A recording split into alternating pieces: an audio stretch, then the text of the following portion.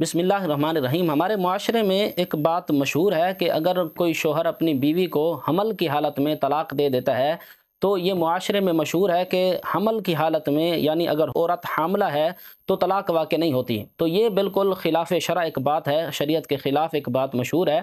حقیقت یہ ہے کہ حمل کی حالت میں بھی عورت کو طلاق واقع ہو جاتی ہے۔ اسی طرح حیض و نفاس کی حالت میں اگر عورت ہو اور اس حالت میں شوہر اپنی بیوی کو طلاق دے دیتا ہے تو اس صورت میں بھی طلاق واقع ہو جاتی ہے۔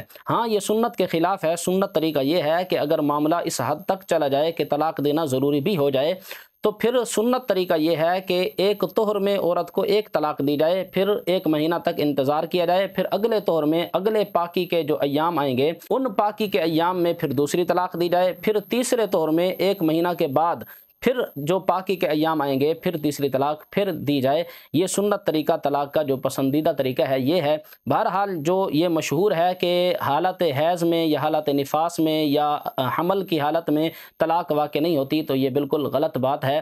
حالت حمل میں بھی طلاق ہو جاتی ہے، حالت حیض و نفاس میں بھی طلاق واقع ہو جاتی ہے۔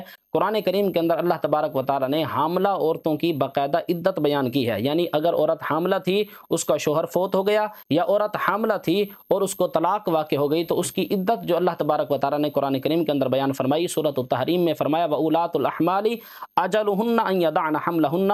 حاملہ عورتوں کی عدت جو ہے وہ وضع حمل ہے، یعنی ان عورتوں کی عدت تب تک چلے گی جب تک وہ اس بچے کو جنم نہیں دے دیتی جو ان کے پیٹ کے اندر بچہ موجود ہے۔